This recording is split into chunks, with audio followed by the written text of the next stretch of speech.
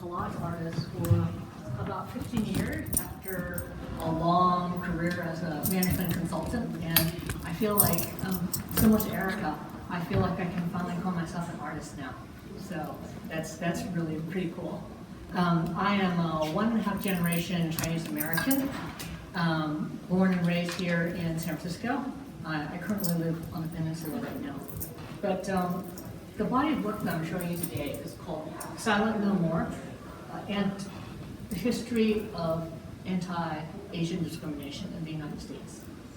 And the reason why I came up with this idea was about 17 years ago when my husband Joel, who's sitting right here, when he and I went house hunting. We were applying for loans and stuff, and actually reading through the covenants of particular homes that we might want to buy. And what was shocking to me was right there in black and white was this particular piece of property would not sell to people of Mongoloid descent. And to just see that in black and white, it was struck out, of course, but to see that it actually had been there was just kind of a slap in the face. It's like, wow, it's right here in the Bay Area, mid-peninsula, and many years ago, I wouldn't be able to live there. So it was around that time that I started thinking about, what is really my ancestry and what contributions have Asian Americans made to California history? And that's when I started making some of my first pieces. I kind of start with this. I have 14 pieces here, and they're actually a timeline, and it kind of starts with when the Chinese came over from China in the mid 1800s, around 1864 is when they first started coming over to help with the building of the transcontinental railroad, and then kind of goes back from there. But the reason why, in addition to the covenants that I was so called to read, was that, as you well know, starting during the pandemic, with our 45th president talking about the COVID as Kung Flu, the rise in anti-Asian discrimination and hatred really increased. And it made me so angry. And I just felt that I couldn't be silent anymore. I didn't want to really participate in large-scale protests or stand on some podium and be, holding a sign or whatever. That wasn't my style. But I felt that if there was some way to express my feelings, some way to express my, Asian Americanness, my artwork was part of that. And so, even though a few of the pieces I put together way before the pandemic, a number of them I put together from 2020 through 2021. And so that's what you actually see here. I'm going to just point out a couple of pieces that I think are most impactful. So, starting here, this is talking about the building of the railroad. And then there was an interesting article today in the San Francisco Chronicle. Wong Kim Art won a Supreme Court ruling in 1898, where he validated that birthright was definitely, a sure sign of citizenship. Because he went abroad, he was born here, he went back to China, and then they didn't let him back in. So he fought all the way up to the Supreme Court. So, actually, I brought this is the article that came up today in the Chronicle. It says, this is an American. This is an American. Just because he looks Chinese does not mean that he was born in China. He was born here. Really interesting.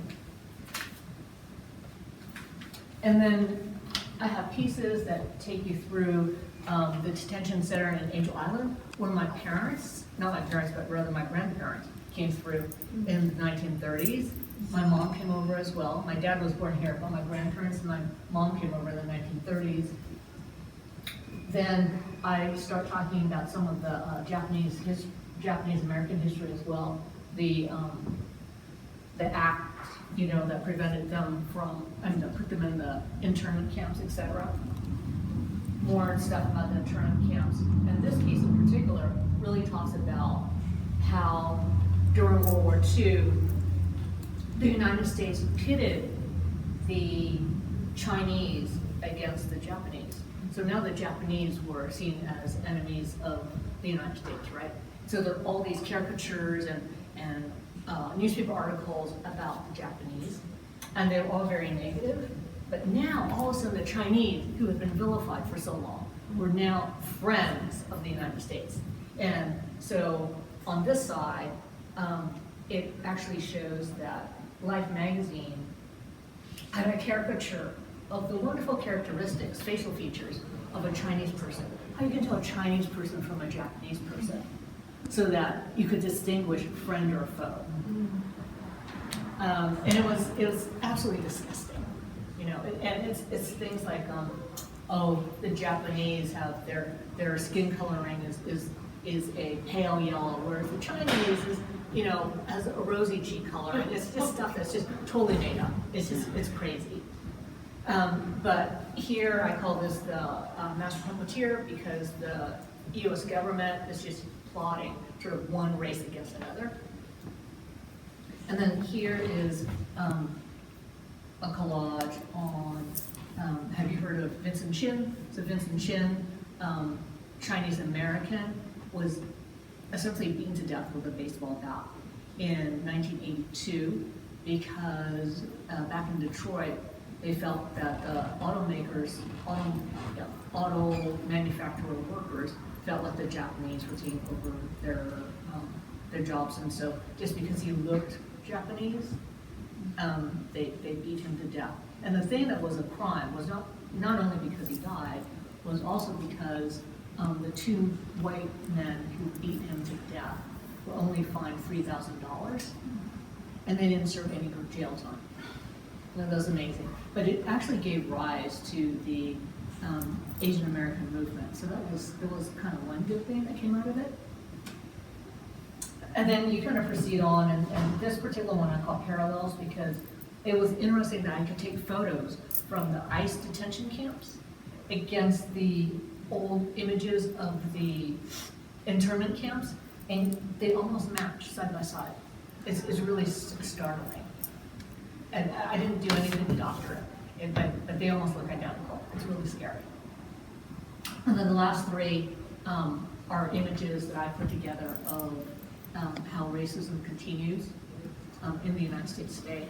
And I mean, even as late as March 11th of this year, there was a Chinese American woman, 67, that was she was beaten and stabbed multiple times in New York. And so it's still happening today. It's really sad. So, you know, it's not a happy subject, but it's a subject that feels very personal to me. Images in a number of the collages are of my grandparents and my mom. And so, you know, it is really personal to me. I just overheard the bus drivers talking the other day that two Asian drivers have been attacked on the Uni lines this last couple weeks. One was in the hospital in intensive care. They were I just overheard them. And I don't know if it was in the news or not, but one man was really critically injured by a passenger. Oh my gosh, really? Right here. Oh, it's terrible. I think it was on the 33 line. Yeah, some stat here, I had read that, so anti-Asian hate crimes increased by 339% from 2020 to 2021, according to the Center for the Study of Hate and Extremism. And then there's been 10,900 reports of violence and verbal abuse aimed at Asian Americans from March 2020 to December 2021, according to Stop AAPI Hate. So it is scary, but this is, you know, my art, similar to what Lorraine was saying about her art, is my way to express my anger. And a lot of the art that I put together is what I call statement art. It's talking about issues, past and present, that I feel need to be brought to people's attention. Not all my art is statement art, but I would say the majority of it is. Are you taking this, are you doing something with this project? Like, are you traveling with it, or is there something going on with this? I'm not traveling per se, but I've been able to contact, pardon me? Yes, the exhibit is traveling, but I'm not traveling. The exhibit is kind of making its rounds around some public libraries in the Bay Area. My uncle actually gave me the idea of, instead of going to art galleries, that a library would be a good place to educate people of all ages. So it's been, last year was Castro Valley, Fremont, and Foster City. And then right after it leaves here, it's going to Millbrae, San Carlos, and Belmont. Yeah. And I've been trying to get into the San Francisco Public Library, but I haven't had any luck yet. No one's responded. Try the library out in the Sunset on Ortega. Oh, okay. That's right next to APG&E, and that was like publicly, that whole library and playground was publicly funded by neighbors. Oh, okay. So they have a little more pull, I think, in that neighborhood library. Okay. It's just a very neighborhood. Yeah, community. the branch managers in the kind of suburban libraries, they seem to have a lot of sort of their own power in terms of what they want to put into the library. So that's been rewarding, and I've given a couple of talks on the different pieces, and people have been interested, so that's good. Well, Mission Local, Lydia Chavez, she started Mission Local, she was really moved by her pieces, and she was asking about them, about where they were going, if they were available for sale, and that kind of thing. Oh, wow. Yeah, she really loved the book piece, the sixth Oh, one over. this? Oh, yeah. This one, do we have time, Renee? Should I? Yeah, go ahead. So this piece, and if you have time, you might want to take a closer look. They are photos of my mom, sort of through time. So the story there is, my mother didn't immigrate to the United States until 1933. But prior to that, my grandfather, her father, was already here in the United States for a few years. And so he was trying to find a safe passage for his wife and his daughter. But I think that there was a rumor that it was easier to have boys come over rather than girls, just because of the whole thing about boys and girls, and girls not being as useful or whatever. So back in China, they took a number of studio photos of my mom dressed up as a boy. A lot of them, actually, with her mom, by herself, etc. So if you take a closer look at these little blocks, you can see her looking very much like a boy in the very beginning, and then over time, as she aged, her features started softening, and she looked more like a girl. So at some point, and unfortunately, we don't know exactly if they made a conscious decision or not. They decided in 1930, when they did come over, she was dressed up as a girl, but at Angel Island, during the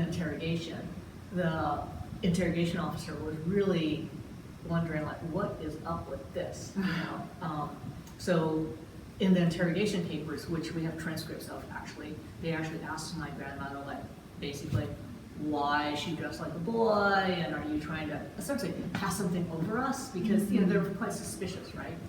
And so my grandmother, who always was a fast thinker, she said, "Oh no, well it's only because in our village she hung out with a lot of the boys, and she just wanted to be part of them, and so we gave her boys' clothing and stuff, and so they still were a bit suspicious." They finally got in because they looked at the photos, and they looked at the shape of her earlobes, and they said, well, the girl standing in front of us has the same looking earlobes as the boy in the photos, and so they let her in. So, and the transcripts of everyone who went through Angel Island are actually available in the National Archives, and so we have the transcripts of my grandparents' interrogation. That's incredible. Yeah, there's National Archives. They keep all the papers. There's like 200,000 records in, I think it's San Bruno. Wow. So yeah, so we have, so this is actually a copy of the manuscript of their interrogation. And all along here, these are, copies of the transcript.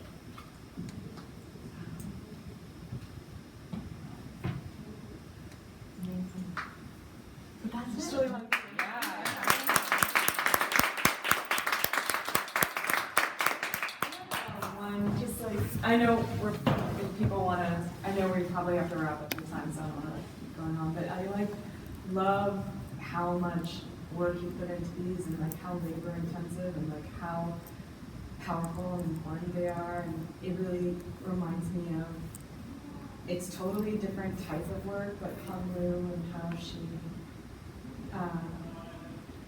really tackled the subjects of like immigration to California in particular, and if she was an important artist for you, and if you You know, I actually just found out about her actually when she died. yeah, she You just know? passed away. Yeah, she just passed away. I wasn't that familiar with her work. So, you know, at this point, I would say that there isn't really, I mean, I'm familiar with a lot of artists that are in museums, so, you know, I'm kind of like an art history type person, but I'm not really that familiar with sort of contemporary artists that are just kind of, are living today. So I wasn't really familiar with her work until she passed away. But, yeah, we were kind of speaking about the same things, and I guess similar to what Lorraine was saying about her quilting is that, you know, I think that there are more and more people that are putting together artwork that is coming out of their heart and talking about issues of today. Yeah. Her work, there's a lot of her large pieces in the Oakland Museum right now. They're friends. They were friends of Hung. I mean, she taught in East Bay at Mills. Oh, okay. I didn't realize that. She was the juror for the Dion Open. Hung-Lu. Hung-Lu is like she's really famous. She's like internationally famous. Yeah, she is. Artist that like she was the juror for the Dion Open. Oh, wow. And then she passed away just a year later. But a lot of her really big works are in the Oakland Museum right now. Oh, I'm gonna have a look. Really special stuff Yeah. here. Oh, yeah, for sure. Thank you. Thank you so much. This works great. This is so beautiful. When did you start creating this The type body? of artwork? Yes, Or your you mean body, just kind of statement art? Exactly. Probably from the very History. beginning. From the very beginning. Yeah, not really of history so much, but just statement art in general. I would say almost the first piece of collage work that I put together when I took a workshop, it was an afternoon workshop at a community college. You know, the collage artist was just kind of teaching us how to put things together, and I did put together my first collage was already kind of a statement piece, and she sort of looked at it because everyone else was doing things like pretty stuff like butterflies and rainbows and stuff, and I think when she came to my workspace, she was a little, I could see in her eyes, she was a little taken aback because it was more powerful because it was a statement, and she's like, oh, and she says, that's different, and I said, yeah, I guess it's different, you know. And actually, just recently, Instagram, I guess I can be kind of proud of it. Instagram censored my work, so I did a thing recently on Putin and the whole Ukraine thing, and it showed. I mixed in some art medium with red paint, and it was like a full of blood and stuff. And I posted it on Instagram. They took it down. Yeah. Like, wow, okay. I didn't realize. I mean, I didn't know. Too It was, edgy. it was too edgy. I do think that's something I mean, I to could be proud of, understand. though. I mean, you know, I think it's time for us to figure out. We need more edgy, so just post Yeah. again. Just keep Yeah. posting it. Yeah, I know. What are they gonna do? Change your Instagram handle. One. Two.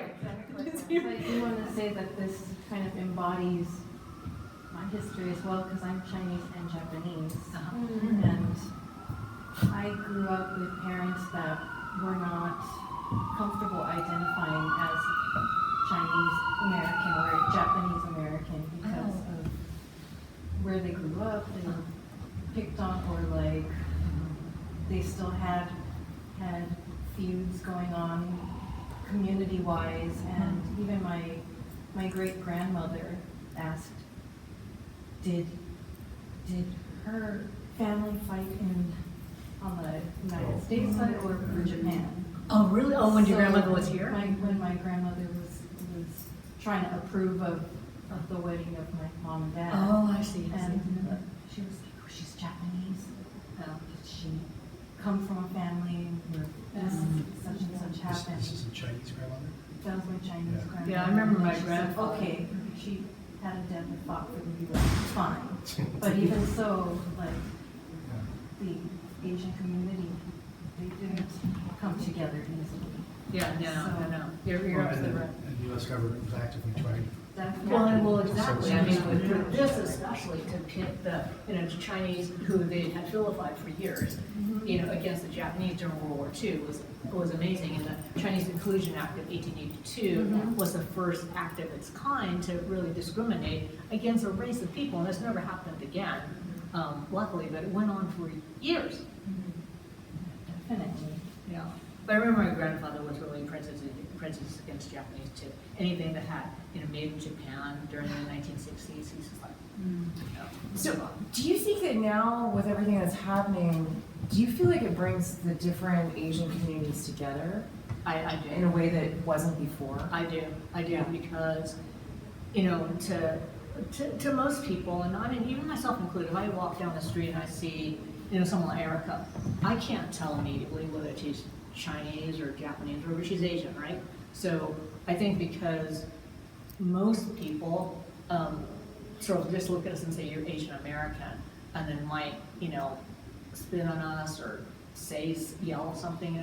They're not being discriminatory about, oh, you're Filipino or Korean versus Chinese. It's Well, just they don't you're care. Asian. They They don't don't care. No, Yeah. but like amongst the Asian communities, like the communities are Yeah. coming together and they're feeling like they're not, like the differences in the discrimination among Asian communities. I think that is it's kind not. of- I think that it's been tapped out. Yeah. I think that there's still pride, in whether, let's say, you're Filipino American or Korean American, and there's definitely differences in the cultures, which I think a lot of people don't recognize. But I don't feel that there is. Do you?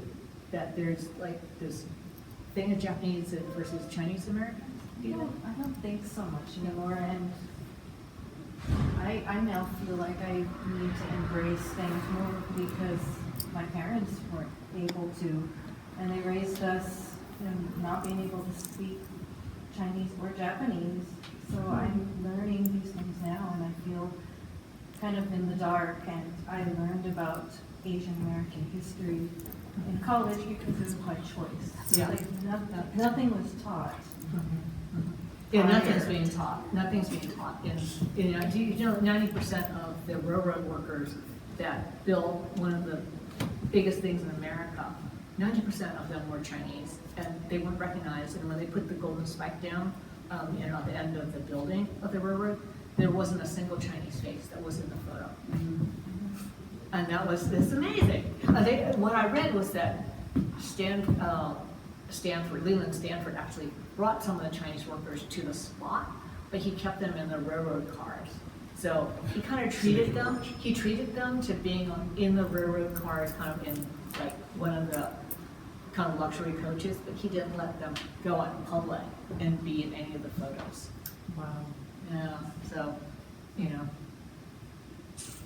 But thank you so much for your time, and thank you, Renee, for your gallery. Thank you. Oh, yeah, come on, this is completely self-serving. I get to have this amazing. I don't see art anywhere else.